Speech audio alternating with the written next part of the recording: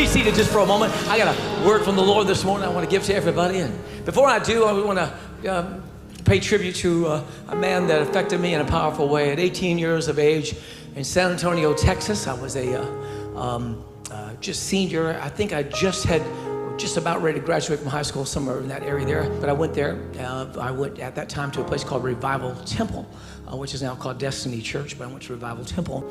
And all of a sudden this man says, I want everyone that's between the ages, and he said, I think 15, something like that, to 20, come up on the platform. Well, I was in that category, so I went up there. So he lined us all up there at the Municipal Auditorium in San Antonio, Texas, and began to pray for people. And so I was just standing there. We said, get in touch with God, pray, and so I was praying. And all of a sudden, I realized the row behind me, something was happening to them when he was praying for them. And I kind of looked like that, and I went, oh my, they were like falling over. And I went, oh dear God, that's not gonna happen to me. I'm not into that kind of stuff. I mean, I'm hardcore, Christian. I'm not into that, whatever that stuff's called. I didn't even know the word charismatic at that time. I knew the word Pentecostal, but not charismatic.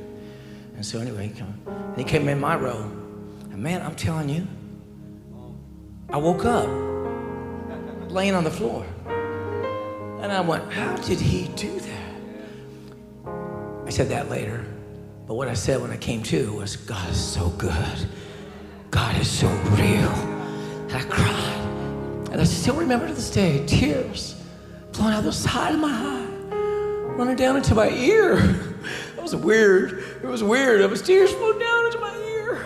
Puddle of tears in my ear. When I gained my composure, I thought, man, what had happened to me? It was more Cerullo.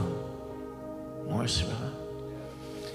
So recently we've been part of his ministry, and the choir has ministered for him on many occasions, celebrated, called us the West Virginia Choir, did he? That's what he did. What an honorable thing to say, though. And he loved us immensely, loved me immensely. Took me places to minister, Brazil and places like that, and Israel. Pretty incredible what he did to expand us. I don't know if you read it in my Facebook post yesterday, how he expanded us even to a greater excellence and widened our power to reach people. Our choir was known all over the world. INSP plays us, still plays us. Do you ever see those other robes we used to wear? they still play us every now and then. I don't know, it's powerful. What a life change. And Monday, I flew out to California because he had finished the Legacy Center and I wanted to go see it when it was done.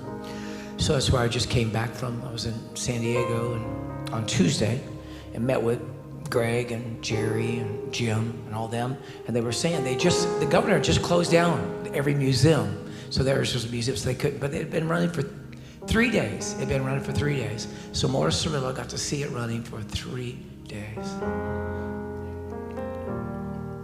And then he, of course, passed away late Friday night, early Saturday morning here. So, tough moment, but we honored him. And I talked to my mother-in-law last night, and she said, well, I'll tell you one thing I know is happening right now. He's shouting on the streets of glory. So, yeah, baby, you got that one right. Thank God. Wonderful.